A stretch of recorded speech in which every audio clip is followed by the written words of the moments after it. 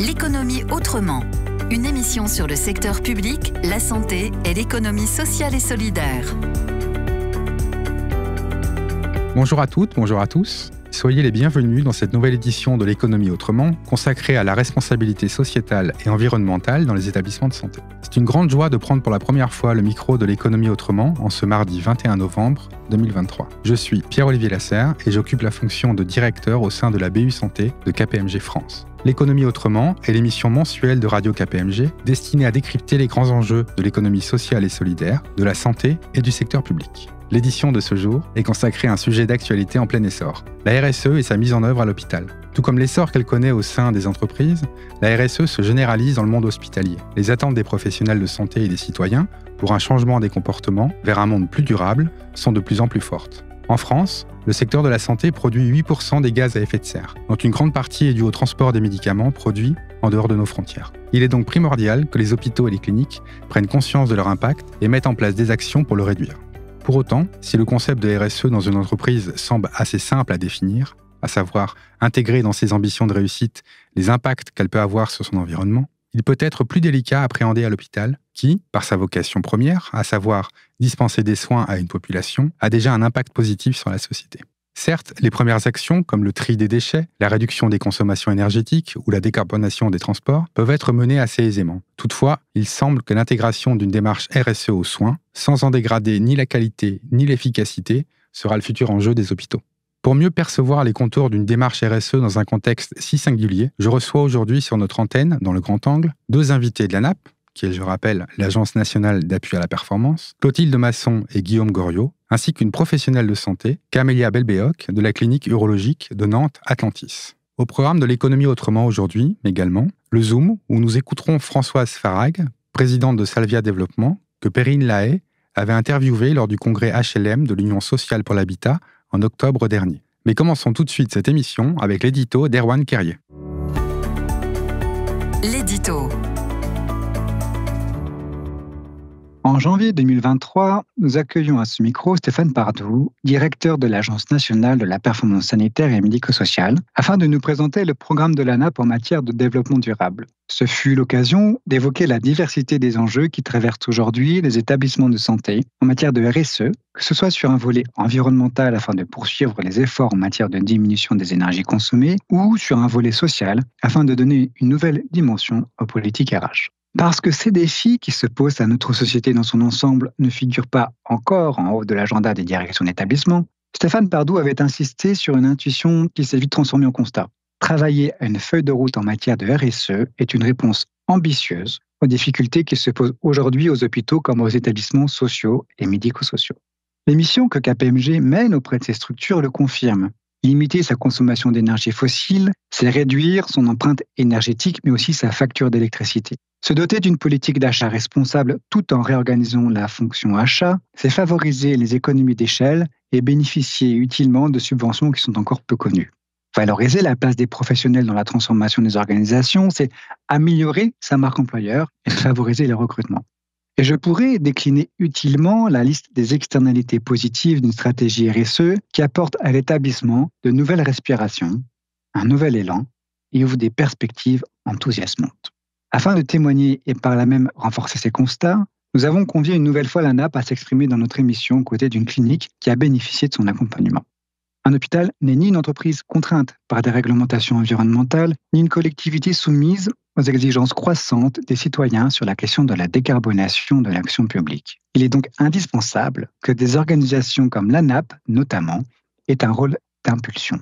Il est tout aussi important que chaque acteur qui intervient sur la chaîne de valeur de la santé, que ce soit en amont ou en aval du soin, et je pense ici aux mutuelles, aux laboratoires pharmaceutiques, aux concepteurs de matériels médicaux, aux cabinets de conseil, il est donc indispensable que tous ces acteurs participent à ce mouvement vertueux. Toutes ces parties prenantes doivent continuer d'accompagner les structures qui ont encore du mal à s'engager dans une perspective RSE et soutenir les établissements pionniers dont les pratiques ruissellent doucement mais sûrement au sein du système de santé et des territoires. Car il est encore temps que la prise de conscience se mue en maxime d'action et que cette nouvelle approche apporte plus qu'un écho à la rénovation des établissements de santé. Grand angle. Je l'ai dit en lançant cette émission, le grand angle est consacré à la responsabilité sociétale et environnementale de l'hôpital. En janvier 2023, nous avions déjà donné la parole à Stéphane Pardou, directeur général de l'Agence nationale d'appui à la performance sanitaire et médico-sociale, qui nous avait livré sa vision d'un hôpital durable et responsable. Pour parler de la RSE à l'hôpital, aujourd'hui ont été conviés Clotilde Masson, en charge de la thématique développement durable à la NAP, Camélia Belbéoc, directrice de la clinique urologique de Nantes-Atlantis, et Guillaume Goriot, responsable des appuis et services aux utilisateurs à la NAP. Bonjour à tous les trois. Bonjour à toutes et tous, merci pour votre invitation. Bonjour à tous, merci pour l'invitation. Bonjour à tous, merci. On le voit, la démarche RSE prend de plus en plus d'importance au sein des établissements hospitaliers. Quel dispositif la NAP a-t-elle mis en place pour les accompagner ? En effet, la démarche est de plus en plus importante et je dirais même qu'elle est incontournable aujourd'hui. Et la NAP a décidé de se positionner sur ce sujet, de se saisir de ce sujet. On a mis en place de nombreux dispositifs. Par exemple, avec le ministère de la fonction publique hospitalière, on a la formation. Donc, l'ambition, c'est de former les trios de tête de GHT, donc groupe hospitalier à la transition écologique. On a aussi un dispositif d'animation de 150 conseillers en transition énergétique et écologique en santé. Donc, ce sont des postes qui sont financés donc par la DGOS, donc c'est la Direction générale de l'offre de soins, et la CNSA, donc la Caisse nationale de solidarité et autonomie. Et aussi, on a le dispositif appui terrain développement durable. Je vais laisser Guillaume en dire un peu plus sur ce sujet. Merci Clotilde. En effet, les dispositifs appui terrain de la NAP sont des dispositifs d'accompagnement qui se déroulent de manière individuelle ou collective auprès des établissements. Le dispositif appui terrain développement durable est un appui collectif dans lequel ont été embarqués déjà plus de 500 établissements et pour lequel un appel à manifestation d'intérêt est actuellement ouvert et en cours pour continuer à embarquer plus d'établissements du secteur de la santé. Ce dispositif, en fait, a pour ambition d'aider les établissements à se saisir du sujet du développement durable et à les aider à mettre en place une feuille de route qui tienne compte de leurs contraintes et de leurs opportunités et de décliner cette feuille de route en un plan d'action à mettre en œuvre au sein de l'établissement. Camélia Belbéoc, la clinique urologique de Nantes-Atlantis, a bénéficié d'un accompagnement de la NAP au cours de l'année 2022. Comment cet accompagnement s'est-il concrétisé au sein de votre établissement ? Pour le contexte, nous sommes un petit établissement chirurgical avec 65 personnes, donc on est une petite structure. Et donc on a essentiellement du personnel soignant et très peu de personnel à dédier spécifiquement sur ce sujet. Donc quand la NAP a proposé cet accompagnement, c'était une vraie opportunité pour nous parce que ça nous permettait d'aller sur ce sujet qui nous intéressait, qui nous concernait tous, mais de le faire avec des professionnels pour savoir comment le prendre en main. La première des choses, ça a été que ça nous a permis de connaître qu'est-ce que c'est que la RSE exactement, tous ces aspects, puisqu'en fait, on parle facilement de l'aspect environnemental avec les économies d'énergie, le tri des déchets ou je ne sais. Mais il n'y a pas que ça. Donc, on a vu qu'on avait fait beaucoup de choses déjà, mais de manière éparpillée, comme par exemple le relamping, les détecteurs de présence, travailler sur les filières de tri, de déchets, ou un travail de fond sur la qualité de vie au travail pour l'aspect social. Cet accompagnement, ça nous a permis en fait de structurer la démarche, d'identifier les différents axes sur lesquels on pouvait travailler et de bâtir en quelques journées une véritable politique RSE complète et aussi totalement personnalisée. C'était l'intérêt aussi, c'était que c'était adapté avec une déclinaison en plan d'action à court, moyen et long terme. Donc en peu de jours, en fait, on a fait un énorme travail et l'échange avec les autres participants, c'était aussi très intéressant. Ça avait vraiment été très riche, les problématiques et les idées des uns alimentant la réflexion des autres. Depuis 2021, la NAP coordonne l'action de 150 conseillers en transition énergétique et écologique, soit un par groupement hospitalier de territoire en France. Clotilde Masson, quel bilan faites-vous aujourd'hui de cette démarche au sein des établissements de santé ? Ce que je peux dire, c'est qu'il y a une très très bonne dynamique qui s'est installée il y a un peu plus d'un an, donc 150 conseillers actuellement et aujourd'hui on ouvre 15 postes supplémentaires financés par la CNSA suite à l'appel à manifestation d'intérêt qui a été lancé cet été. Et dans cette dynamique aujourd'hui, les conseillers, donc ils ont déjà enclenché de nombreuses actions. Donc par exemple sur la rénovation énergétique, audit énergétique, le tri des déchets ou encore sur la mobilité avec le verdissement de la flotte automobile. En tout cas, il y a une bonne dynamique qui s'installe et aussi on essaye de créer des synergies avec d'autres réseaux existants. Donc avec le réseau CART, donc CART, donc communauté des animateurs de réseau tertiaire énergie. Et c'est de se coordonner avec des dispositifs aussi de l'ADEME et Acté, donc sur le sujet aussi de l'énergie. On le voit de manière générale, le sujet du développement durable est très vaste dans ses différentes composantes. Au regard de votre expérience, quelles sont les thématiques les plus travaillées dans les hôpitaux et pourquoi, selon vous ? C'est vrai que suite aux appuis terrain, donc on a accompagné plus de 300 établissements. Donc on a fait une analyse aujourd'hui d'en fait qu'est-ce qui ressortait concrètement en fait des stratégies mises en place lors de cet accompagnement, et donc on en a ressorti des tendances. Donc une première tendance nationale qui va être enrichie au fur et à mesure, c'est qu'aujourd'hui les établissements veulent travailler essentiellement sur la gestion des déchets, la mobilité, l'énergie. Donc gestion des déchets, c'est vrai que c'est la thématique souvent la plus courante. Et on pense développement durable, on pense gestion des déchets. Donc, naturellement, les établissements vont vers cette thématique. L'énergie, je pense que on le sait tous, avec la crise énergétique, le sujet est devenu majeur. Et aussi sur l'aspect social, puisque le développement durable, c'est aussi le social, sociétal. Sur le social, il y a aussi tout ce qui est attractivité, fidélisation et la qualité de vie au travail qui est en fait majeure pour les établissements, puisque aujourd'hui, les difficultés de recrutement pour les établissements sont compliquées. Donc, voilà, globalement, les sujets prioritaires pour les établissements. On l'a vu, les organisations hospitalières sont souvent cloisonnées. Selon vous, Camilla Belbéoc, s'engager dans une démarche de développement durable pour un établissement de santé permet-il de fédérer la communauté hospitalière ? La démarche de développement durable et de RSE globalement, en fait, elle peut être décidée au niveau d'une direction générale, mais par contre, ça ne peut pas fonctionner sans la participation de tous. Donc, c'est tout l'intérêt de la démarche, c'est qu'elle nécessite de mettre en place un travail collaboratif et de développer des actions collectives. L'animation de cette démarche, elle se construit sur plusieurs niveaux. En tout cas, chez nous, c'est comme ça qu'on l'a menée et qu'on est encore en train de la mener, puisqu'en fait, c'est une démarche de long terme. On peut même dire que ça ne s'arrête jamais. C'est d'abord la sensibilisation des différents sujets, expliquer de quoi il s'agit, de quel est le contexte, qu'est-ce qu'on entend par là. Nous, on a mis aussi en place un concours de logos, c'est-à-dire que les salariés ont été amenés à faire des dessins, proposer des logos qui seraient l'emblème en fait du développement durable à la clinique et dans toutes nos communications à la fois internes et externes. Donc ça a été un moment assez joyeux et qui a attiré l'attention de tous. Et actuellement, on est sur la mise en place d'ateliers et de groupes de travail assez brefs, sur des temps assez courts, mais qui permettent de proposer des moments d'échange et de réflexion sur des sujets, des thématiques qui sont prévues à l'avance, afin de faire émerger des réflexions, des idées et surtout l'appropriation de la démarche. Ensuite, les équipes sont aussi très en attente du feedback de ce qui a été proposé, de ce qui a été dit, et on en parle même au cours des réunions avec le comité d'entreprise. C'est un des sujets qui sont abordés régulièrement. On comprend que la RSE est une démarche à long terme. Pour autant, y aurait-il des sujets qui permettraient une adhésion rapide des personnels et une méthodologie idéale pour la mise en œuvre ?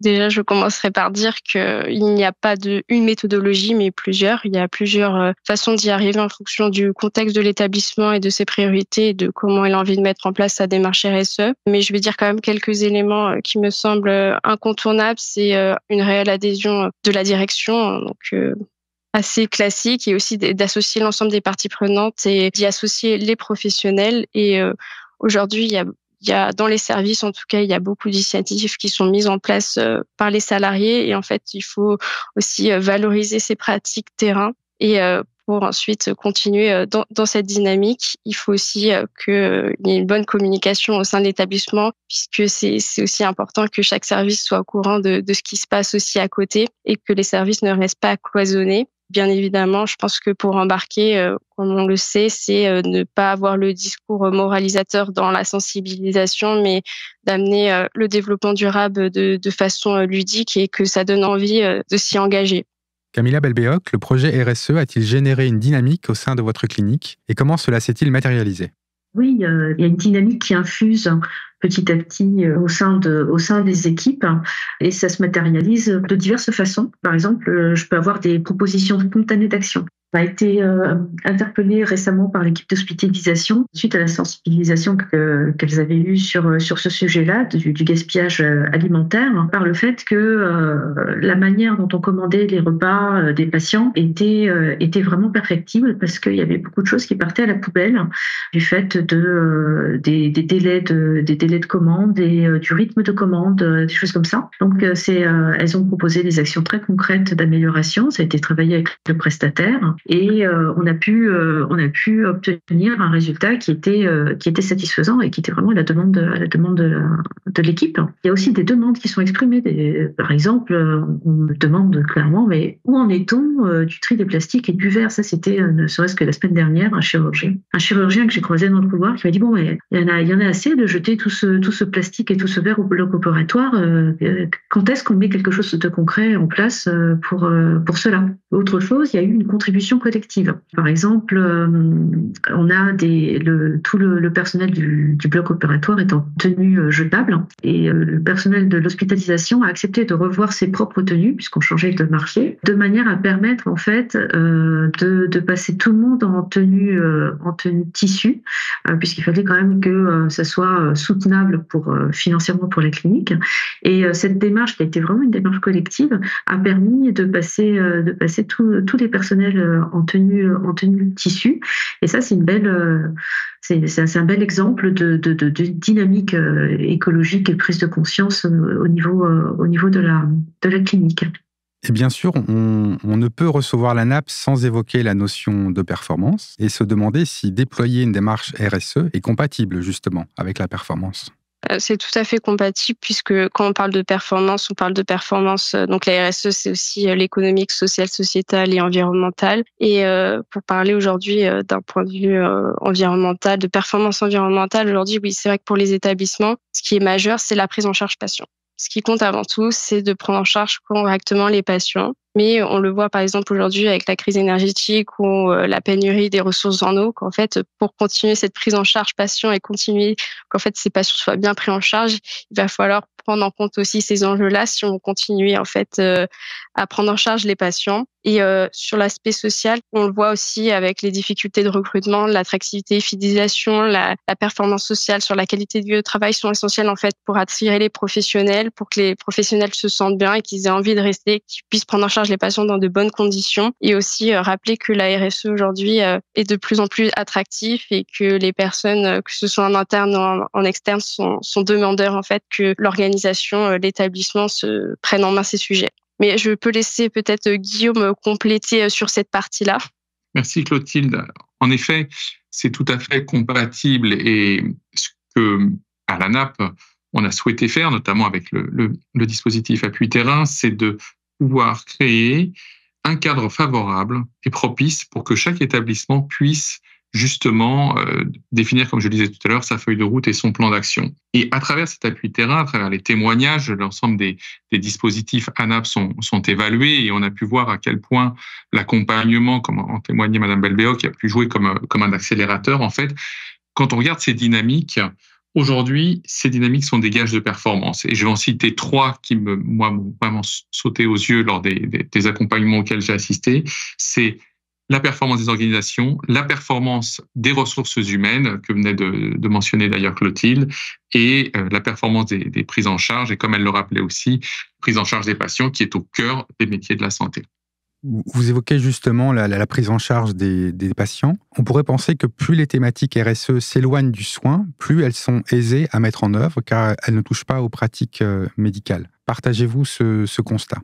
En tout cas, côté ANAP, en effet, il y a un constat à faire puisque c'est vrai qu'il est plus facile d'aller sur des thématiques qui sont à côté du soin, qui entourent le soin. On pense à la mobilité, à la gestion des déchets ou encore l'énergie. Et que quand on va dans les pratiques médicales de soins directement, c'est plus complexe puisqu'aujourd'hui, en tout cas, la définition concrète des soins éco-responsables est encore floue. Et je sais qu'en interne ANAP, aujourd'hui, et il y a un groupe de travailleurs qui est piloté par la DGOS, donc c'est la Direction générale de l'offre de soins, donc du ministère, qui en fait se réunit pour dire aujourd'hui c'est quoi une pratique éco-responsable, c'est quoi les pratiques liées à ça. Donc c'est vrai que c'est peut-être un peu plus compliqué aujourd'hui puisqu'on n'a pas la définition exacte. Et aussi, quand on touche aux soins, il faut aussi une validation scientifique. Donc aussi, on est au début en fait de ça. Il y a déjà des premières études et des premières préconisations qui sont sorties, par exemple par le CRS ou la SFAR. Mais c'est vrai que ça met un petit peu plus de temps aujourd'hui.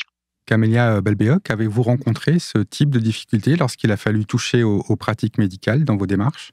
C'est une démarche qu'il faut faire de manière progressive et en commençant par des choses simples comme travailler sur les pratiques elles-mêmes, les analyser, se poser un instant et s'interroger sur est-ce que la manière dont je fonctionne et ce que j'ai l'habitude d'utiliser, est-ce que je peux voir ça d'une manière différente. Donc à la fois dans la surutilisation de certaines choses, donc pour limiter le gaspillage, mais aussi travailler sur la provenance des dispositifs utilisés, sur le sourcing avec les fournisseurs. Et c'est un travail qui se fait avec les utilisateurs et avec les fournisseurs. Donc c'est quelque chose qui se construit, c'est long, c'est pas une action immédiate qui se met en œuvre. Et évidemment, il y a toujours la contrainte incontournable que la pratique médicale ne peut évoluer que si ça ne met pas en risque la sécurité du patient. Donc c'est sûr que c'est un domaine qui est complexe. Un grand merci à vous trois pour vos réponses. Peut-être en guise de conclusion, vous diriez en un mot, Clotilde Masson ? Il est essentiel d'embarquer l'ensemble des parties prenantes donc dans la démarche RSE, donc notamment les professionnels et les patients. Et il est essentiel aujourd'hui de valoriser ce qui est fait dans les services parce qu'il y a certes encore du chemin à parcourir, mais il y a aussi beaucoup de choses qui sont déjà faites et il y a une dynamique qui s'installe en tout cas dans les établissements. Et vous, Camilla Belbéoc, en quelques mots ? Cette démarche répond vraiment aux attentes des équipes, des plus jeunes en particulier. Et il faut savoir que nous, par exemple, notre moyenne d'âge des salariés est de 31 ans. Donc, il y a vraiment une attente à ce niveau-là. Et c'est une démarche qui est véritablement créatrice de sens, qui renforce le collectif au sein de la clinique et le sentiment d'appartenance. Et enfin, Guillaume Goriot, en un mot. Nous, à l'ANAP, on gère de multiples thématiques à destination des établissements sanitaires et médico-sociaux. Ça concerne les consultations, la pharmacie, les urgences, les hôpitaux de proximité. Et à chaque fois, quand on vient sur le sujet du développement durable, eh bien, d'un coup, l'ambiance change. Il se passe quelque chose et en fait, on touche le sens des choses. On parlait il y a quelques minutes de se demander si la RSE était un levier de performance. Oui, c'est un levier de performance, mais c'est aussi et avant tout un fantastique levier de progrès. Ce grand angle touche à sa fin. Un grand merci à vous trois pour vos réponses précises et éclairantes sur les démarches RSE dans les établissements de santé. Nous avons été ravis de vous recevoir à notre micro et il apparaît sans nul doute que cette thématique sera de plus en plus structurante au sein de nos hôpitaux et cliniques. Reste maintenant à la décliner au plus près du soin sans perdre l'éthique de vue. Le Zoom. Poursuivons cette émission avec le Zoom et Françoise Farag, présidente de Salvia Développement, interviewée par Perrine Lahaye à propos des solutions comptables lors du congrès HLM de l'Union sociale pour l'habitat. Bonjour Françoise Farag. Bonjour Perrine. Quels nouveaux outils avez-vous présentés lors de ce congrès, notamment dans le domaine de la finance ? Tout d'abord, merci pour votre invitation. Je voudrais revenir sur l'offre que nous proposons aux bailleurs sociaux, déjà pour la repréciser. Donc, nous avons une offre qui gravite autour de la comptabilité, interfacée à la comptabilité, qui couvre 3 grands domaines, la gestion des financements, la gestion du patrimoine au sens comptable du terme, et également les états réglementaires. Avec la mise en place des SAC sont intervenus. Je me permets d'intervenir, les SAC, les sociétés de coordination. Tout à fait. Donc avec la mise en place des SAC, ça pose un certain nombre de compléments de produits qu'on doit mettre en place dans nos outils. Donc des évolutions que nous préparons et dont on a parlé pendant ce congrès, puisque chez Salvia, on les prépare déjà très activement dès maintenant pour être prêt pour la prochaine campagne, notamment sur état réglementaire avec la gestion des comptes combinés. Pour l'informatique, il y a un sujet qui est fondamental, qui est l'efficacité du produit liée à sa facilité d'utilisation. Et on a beaucoup travaillé depuis quelques années maintenant sur le renforcement de la facilité d'usage de nos outils, puisque les équipes comptables chez nos clients sont renouvelées. Beaucoup de gens partent à la retraite, sont remplacés par des nouveaux arrivants, pas toujours spécialistes du monde du logement social. Et nous faisons en sorte, par l'interface simplifiée de nos outils, de rendre la vie plus facile à nos clients avec des interfaces qui privilégient la facilité d'utilisation avec des aides en ligne, bien sûr, ça c'est assez traditionnel, mais aussi avec des assistants qui vont en fait guider le parcours de nos clients dans nos produits. Donc c'est le deuxième axe majeur pour nous, renforcer la capacité d'usage facile de nos outils pour que ce soit plus efficace au sein des organismes. Des solutions qui facilitent les professionnels de la comptabilité et de la finance des métiers de l'habitat social.